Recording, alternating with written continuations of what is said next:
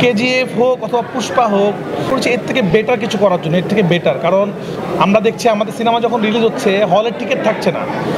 তারা কেন অন্য দেশের সিনেমা দেখে ওয়াও হবে, আমাদের সিনেমা দেখে কেন ওয়াও হবে? এরপরে একটা শাকিব খান তৈরি করা অনেক আমার নিজের তো মনে হয় না, আমি এত বছর থেকে কাজ করি হবে বক্স হচ্ছে যেটা কেউ ভাবেনি আগে, এমন কিছু একটা হচ্ছে আর কি।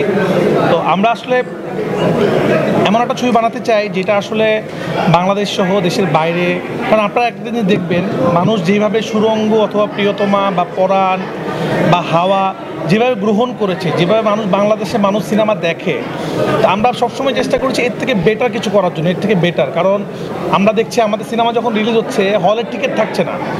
তো এই মানুষগুলো যারা ভালোবাসতেছে আমাদের সিনেমাকে, তার মানে তাদের ইচ্ছা আছে আমাদের সিনেমাটা দেখার। তো আমরা তাদেরকে আরও ভালো কিছু দেখাতে চাই। তারা কেন অন্য দেশের সিনেমা দেখে ওয়াও হবে, আমাদের সিনেমা দেখে কেন ওয়াও হবে না? তা আমরা এমন একটা সিনেমা বানাতে চাই যেটা তারা দেখে প্রাউড ফিল করবে যে হ্যাঁ, বাংলাদেশ এখন অনেক বড়, অনেক সুন্দর ছবি বানাতে পারে। তো এই বড় ছবিটা বানাতে গেলে অনেক বড় প্রোডাকশন হাউস দরকার, অনেক বড় সুপারস্টার দরকার। একটা জিনিস খেয়াল করবেন, কেজিএফ হোক অথবা পুষ্পা হোক অথবা বাহুবলী হোক, যত বড় বড় ছবি ইন্ডাস্ট্রি চেঞ্জ করে দিছে, ঘুরাই দিছে, সবগুলোর পিছনে কিন্তু একজন সুপারস্টার ছিল এবং বড় বড় প্রোডাকশন হাউস ছিল।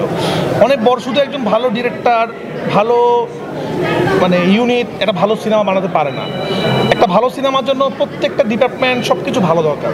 অনেস্টলি বলতে যতটা আপনারা এক্সাইটেড তার থেকে বেশি আমি excited, because probably I am working with the superstar of the last superstars.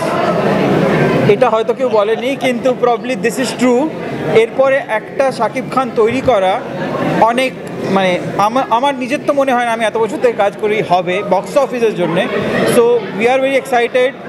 আমার মনে হয় আমরা যে একসঙ্গে এসছি তার যে ইভেনচুয়ালি যে আউটপুটটা হবে that will be world class. আমি আসলে বড় সিনেমা বলতে শুধু বড় বাজেটকে বুঝাই না। বড় সিনেমা মানে হচ্ছে বড় কোলাবোরেশন, ঠিকঠাক ডিস্ট্রিবিউশন, ঠিকঠাক সিনেমাটা বানানো, ঠিকঠাক গল্প এবং ঠিকঠাক কাস্টিং। এবং আপনারা দেখতেই পাচ্ছেন যে কারা একসাথে হয়েছে।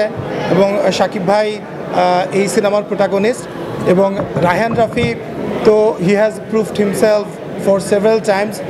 এবং আপনারা দেখেছেন যে রায়হান রাফি একটা ম্যাজিক আছে। রায়হান রাফি যে সিনেমা বানাক না কেন সেই সিনেমায় একটা ডিফারেন্ট অ্যাঙ্গেল দেওয়ার চেষ্টা করে সবসময়। এবং আপনারা দেখবেন যে আমি বারবারই বলার চেষ্টা করেছি যে এই যে কম্বিনেশনটা আজকে, যে শাকিব খান এবং শাকিব খানকে নিয়ে রায়হান রাফি ডিরেকশন দিচ্ছে।